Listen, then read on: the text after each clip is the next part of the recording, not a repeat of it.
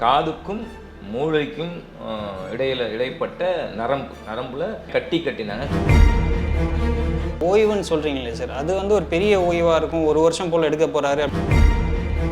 Bed rest, அதுக்கப்புறம் ஃபுல்லாகவே எதுவும் ஒர்க் பண்ணாமல், ஃபிசிக்கலாக எதுவும் ஒர்க் பண்ணாமல் ரெஸ்ட் எடுக்கணுங்கிற மாதிரி ஒரு சூழல் இருக்குது. உடம்புல அடிபடாத இடமே கிடையாது. அவர் நினச்சிருந்தா இவ்வளோ சம்பாதிச்சிட்டாரு, போதும் எனக்கு படம் சொல்லிட்டு உட்காந்தாலாம் ரெஸ்ட் எடுக்கலாம், அதை பிஸ்னஸ் பண்ணலாம். ஆனால் இன்னமும் ஏங்கிட்டு இருக்காரு பாருங்க.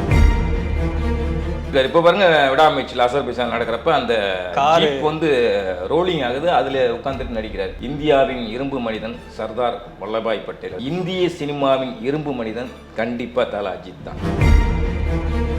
முதுகு தண்டுவடத்திலேருந்து வெட்டப்பட்ட ஒரு எலும்பு துண்டை அதில் இருக்குது அந்த குடுவையில். அதை பார்த்துக்கிட்டே இருக்காராம். நான் ஜெயிப்பேன் அந்த வெறி ஏற்றுறதுக்காண்டி. ஃப்ரைடே ஃபேக்ஸ் நேயர்களுக்கு வணக்கம். இன்னைக்கு நம்ம கூட இணைஞ்சிருக்கிறது ஜேர்னலிஸ்ட் தஞ்சை மலன் சார். வணக்கம் சார். வணக்கம். நேற்றுலேருந்தே ஒரு பரபரப்பாக பேசிக்கிட்டு இருக்காங்க. தலை அவர்களுக்கு தலையில் ஏதோ ஆப்ரேஷன் பண்ண போகிறதா சொல்கிறாங்க. தலையிலையா? உண்மையா சார் அந்த விஷயம்? இல்லை, அது ஏற்கனவே பண்ணது, 4 மந்த் முன்னாடி பண்ணது. அதுக்கு முன்னாடி ஒரு 1 இயருக்கு முன்னாடி ஒரு ஆப்ரேஷன். அது இதில் 4 மாதத்துக்கு முன்னாடி பண்ணது காதுக்கும் மூளைக்கும் இடைப்பட்ட நரம்புல எல்லாம் கட்டினாங்க. கட்டி கிடையாது, வீக்கம் தான். அதை குறைப்பதற்கான ட்ரீட்மெண்ட் தான் எடுத்தார் 4 மாதத்துக்கு முன்னாடி. அதை பயங்கர சீரியஸாக பேசி மூளையில் ஆப்ரேஷன் பண்ணுறாங்களா, மூளையில் கட்டி அப்படின்ற மாதிரி கிளப்பி விட்டாங்க. அதெல்லாம் கிடையாது. அந்த இதுதான் காதுக்கும் மூளைக்கும் போகிற ஒரு நரம்புல ஒரு வீக்கம், சின்னதாக ஒரு வீக்கம். அதை சரி பண்ணியிருக்காங்க. அது இன்னும் கொஞ்சம் ரிமூவ் பண்ணுற மாதிரி ஏதாவது அதுக்கு பிறகு ஏதாவது பிரச்சனை ஆகிருக்கும் போல்.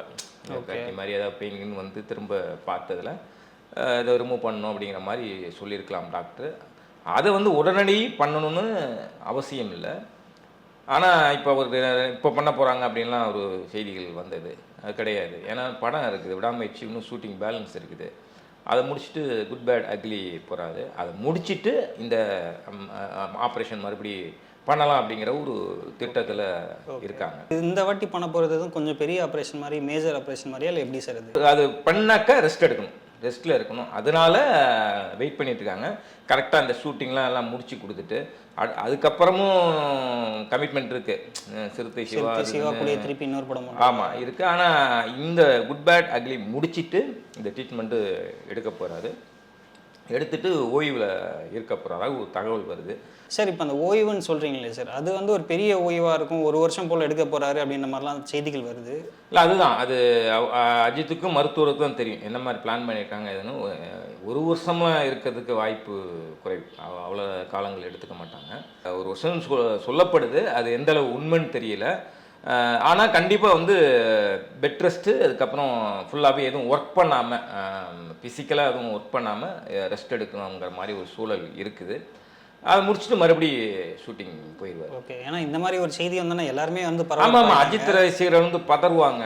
சாதாரணமாகவே அஜித் ரசிகர்கள் அல்லாத ரசிகர்களும் அஜித் மேலே ஒரு ஷாப் கார்னர் இருக்குது. இத்தனை வருஷம் ஆச்சு 2010-11 மன்றத்தை கலைத்தது. ஆனால் இன்னமும் அவர் கூடவே அந்த ரசிகர் கூட்டம் அப்படியே இருக்குது. அதுக்கு எல்லாமே காரணம் ஒரு பெரிய நடிகர், ஒரு அழகன் அப்படிங்கிற காரணம்லாம் இல்லை, நல்ல மனசு, அதான். ஆனால் எல்லாரும் இப்படி ஒரு இது சொல்கிறாங்கல்ல சார், அதாவது அஜித்துக்கு மட்டுமே இது மாதிரி தொடர்ந்து விஷயங்கள் நடக்குது. ஏன்னா ரீசெண்டாக ஷாலினி அவர்கள் கூட ஹாஸ்பிட்டல் அட்மிட் ஆனாங்க. அவங்களுக்கு ஆப்ரேஷன் அப்படின்ற மாதிரி செய்திகள் நம்ம பார்க்க முடிஞ்சது. அதுக்கு ஒரு 3 மாதம் முன்னாடி தலை அவருக்கு இங்கே நரம்பு அந்த கட்டியோ வீக்கமோ அந்த மாதிரி ஆப்ரேஷன் அப்படின்ற மாதிரி சொல்லப்பட்டது. தொடர்ந்து அஜித் அவர்களுக்கு இந்த மாதிரியான ஹெல்த் ப்ராப்ளம் இல்லை அவங்க ஃபேமிலியிலேருந்து நடக்குது அப்படின்னு சொல்லி எல்லாரும் இல்லை, அது நம்ம அப்படி ஒரு அபசகுணமாக அந்த மாதிரி நெகட்டிவாக நம்ம எடுத்துக்க வேண்டியதில்லை. எதாச்சும் அது நடக்குது, அதனால அது அவருக்கு டைம் சரியில்லை அப்படின்லாம் நம்ம சொல்ல முடியாது. அது எப்படி அதை கோட் பண்ணிக்கிட்டாங்கன்னா, விடாமுயற்சி படம் தள்ளி போனதுலேருந்து அவருக்கு ஆப்ரேஷன், மனைவிக்கு இப்படி இது பண்ணதுனால அப்படி ஒரு இது வந்துருச்சு. பட் அப்படிலாம் கிடையாது. அவர் நினச்சிருந்தா அவர் பாருங்கள், இவ்வளோ சம்பாதிச்சிட்டாரு, போதும் எனக்கு படம் சொல்லிட்டு உட்காந்தாலாம் ரெஸ்ட் எடுக்கலாம், அதை பிஸ்னஸ் பண்ணலாம். ஆனால் இன்னமும் ஏங்கிட்டு இருக்காரு பாருங்கள். இத்தனை ஆப்ரேஷன் உடம்புல, தான் சொல்கிறேன், உடம்புல அடிபடாத இடமே கிடையாது. இது நான் கூட சொல்லலாம், ஆர்த்தோ டாக்டர் சொல்லியிருக்காரு. இந்த கை முட்டு, இந்த 2 முழங்கால் மூட்டு அறுவை சிகிச்சை. அதுவே வந்து மாற்றி இந்த இதுலேருந்து இதில் மாற்றி அவ்வளோ இது ஆப்ரேஷன் நடந்திருக்கு, அவ்வளோ பெயின். அதான் சொன்னாராம், அஜித் கூட சொன்னாராம், டாக்டர் சொல்கிறத. எனக்கு வந்து வெளியில் இந்த பேண்டைட் வந்து வெளியில் போட்டுக்கு வரான், அந்த ஆக்ஷன் சீக்வன்ஸ் எதாவது நடிக்கும்போது எதுவும் விலகிடாமல் இருக்கிறதுக்காக பேண்டைட் போட்டுட்டு நடிப்பாரான். அது மாதிரி வேணால் எனக்கு வெளியில் தெரிகிற மாதிரி வேணாம், உள்ளே ஏதாவது பண்ண முடியுமா, எவ்வளோ இது பாருங்க, உள்ளே ஏதாவது பண்ண முடியுமா, தொடர்ந்து ஆக்ஷன் சீக்வன்ஸ் நடிக்க போகிறேன், ஆமாம் அதுக்காக உள்ளே ஏதாவது பண்ணி கொடுத்தாங்க. இவ்வளோ நடந்தும் ரிஸ்க் எடுத்திருக்காரு. இப்போ பாருங்க, விடாமுயற்சியில் அசர்பைஜான் நடக்கிறப்ப அந்த கார் வந்து ரோலிங் ஆகுது, அதில் உட்காந்துட்டு நடிக்கிறாரு. இதுக்கெல்லாம் ஒரு தில்லு வேணுங்க. அது அதாவது இந்தியாவின் இரும்பு மனிதன் சர்தார் வல்லபாய் பட்டேல் அப்படிம்பாங்க. இந்திய சினிமாவின் இரும்பு மனிதன் கண்டிப்பாக தல அஜித் தான். அவ்வளோ ஒரு வில் பவர். இதுக்கு ஒரு உதாரணமாக ஒரு சம்பவம் சொல்கிறேன் பாருங்க, அப்படியே ஆடி போயிருங்க. நீ வருவாயனன்னு ஒரு படம், பார்த்திபனும் அஜித்தும் சேர்ந்து நடித்த படம், தேவயானி நடிச்சிருப்பாங்க. தேவயானி கணவர் ராஜகுமாரன் தான் அந்த படத்தை இயக்குனர். இந்த தகவலை சொன்னது ராஜகுமாரன் என்கிட்ட. அப்போது 1998 நீ வருவாயனுக்கு super good films RB Choudary தான் ப்ரொடக்ஷன் பண்ணார். அட்வான்ஸ்லாம் கொடுத்துட்டாங்க, அஜித்துக்கு அட்வான்ஸ்லாம் கொடுத்து கமிட் ஆயிடுச்சு. கமிட் ஆன பிறகு ஒரு ஆப்ரேஷன், ஏதோ சின்ன ஆப்ரேஷன் போல், சரி போய் பார்த்துட்டு வரலாம், அஜித்தை போய் பார்த்துட்டு வரலாம் அப்படின்னு ஹாஸ்பிட்டல் போகிறாங்க.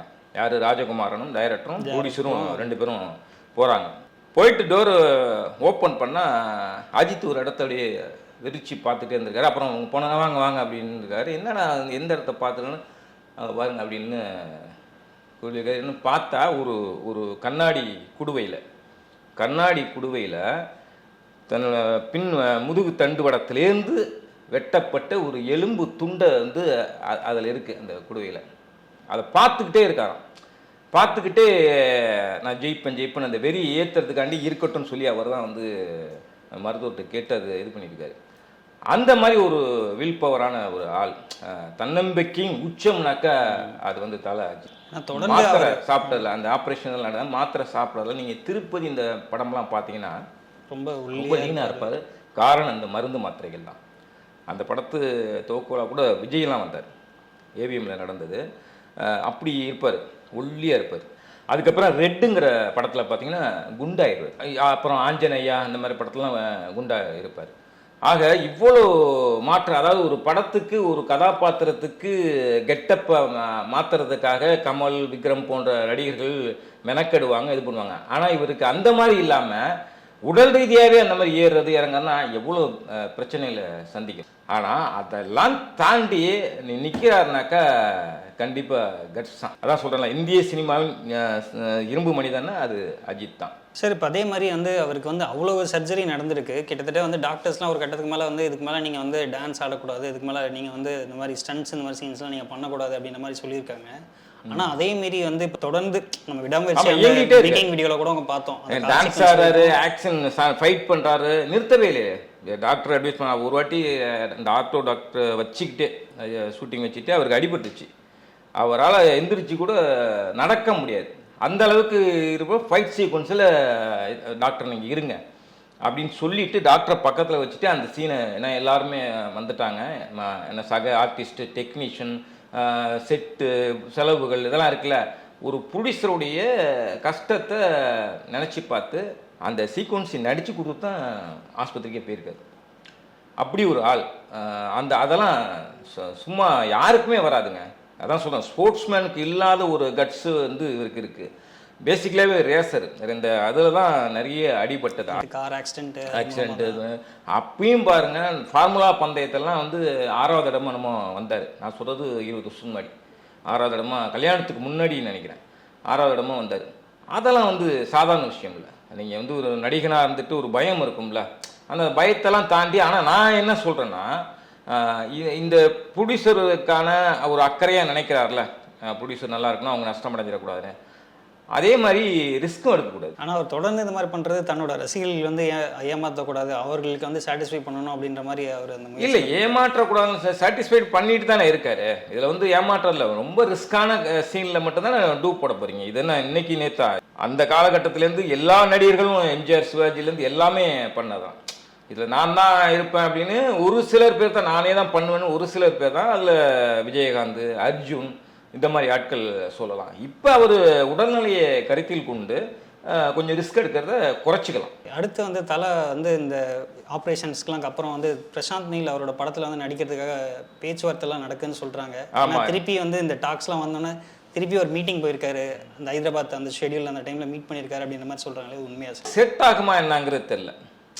ஓகே, ஏன்னா அது வேற மாதிரியான ஒரு கதை, அவருக்கு செட் ஆகுமா என்னங்கிறது தெரியல. ஒரு டான் ஆக்ஷன் சீக்வன்ஸ் அப்படின்னா தலை வந்து எப்பயுமே வந்து ஃபிட்டாக தானே சார் இருப்பார். ஆமாம் இருக்காரு. அந்த படம் வந்து ரிஸ்க் எடுக்கிற மாதிரி தான் இருக்கும். அப்படி இருக்கும்போது இவருடைய உடல்நிலை வந்து அதுக்கு கரெக்டாக இதை ஆப்ட் ஆகுமா இல்லைன்னு தெரியல. ஒரு அந்த மாதிரியான படம் இல்லை அப்படின்னாக்கா கூட பண்ணலாம். பட் இருக்காரா இல்லையா அப்படிங்கிறது ஒன்றும் முடிவாகலை. பேசியிருக்காங்க, சந்திச்சு பேசியிருக்காங்க. பட் KGF 3க்காக தானா அப்படிங்கிறதுலாம் தெரியல. இல்லை வேற ஒரு படமா அப்படிங்கிறதும் ஒன்றும் முடிவாகலை. சார் இப்போ நீங்கள் சொன்னீங்களே சார், படப்பிடிப்பு தளத்துக்கே டாக்டரை கூப்பிட்டு வந்து அவர் வச்சுக்கிட்டே வந்து இப்போ இந்த ஸ்டன்ஸ்லாம் பண்ணுறது, இந்த மாதிரி தொடர்ந்து படங்கள் பண்ணிகிட்டு இருக்காரா இல்லை எப்படி சார்? இப்போ நான் சொன்ன இன்சிடென்ட் வந்து இந்த வலிமை படப்பிடிப்பு நடந்தது. அப்போ தான் அவருக்கு விலகிடுச்சு, மூட்டு விலகிடுச்சுன்னு சொல்லுவாங்கள்ல, அது நிற்க கூட முடியாது. அந்த மாதிரி ஒரு சூழ்நிலையை தான் பேண்டை போட்டு இறுக்கி இது பண்ணிவிட்டு டாக்டரை வர வச்சு, ஆர்த்தோ டாக்டரை வர வச்சு அவரை ஸ்பாட்டில் இருந்துச்சுன்னா, அவர் என்னங்க இது உங்களால் முடியாது, வேண்டாம், ரொம்ப ரிஸ்க்கு சார், இது வேண்டாம், ரொம்ப கூட பிரச்சனையாயிரும் அப்படின்னு சொல்லி டாக்டர் அட்வைஸ் பண்ணியிருக்காரு. ஆனாலும் இல்லை சார், இவ்வளோ பேர் இருக்கிறாங்க, ஷூட்டிங் கேன்சல் ஆனாக்கா நிறைய லாஸ் ஆகும், நான் கண்டிப்பாக அதனால் பண்ணியே ஆகணும், பண்ணிடுறேன் சார், இன்னும் நல்ல கான்ஃபிடென்ட் இருக்குது, நான் பண்ணிடுறேன், எதுக்கும் நீங்கள் இருக்குது உங்களை வச்சுட்டு பண்ணணுன்னு தான் இது பண்ணுறேன் அப்படின்னு சொல்லிட்டு நடிச்சிருக்காரு. அருமையாகவே நடித்து அந்த சீனை ஃபினிஷ் பண்ணி கொடுத்துட்டு தான் அதுக்கப்புறம் தான் ஆஸ்பத்திரி. இது வந்து ஒரு ஒரு நடிகரே வந்து இதுவே ஒரு படம் மாதிரி தெரியுது. ஆமாங்க, இது அதாங்க ஒரு அஞ்சா நெஞ்சனுங்க அஜித்.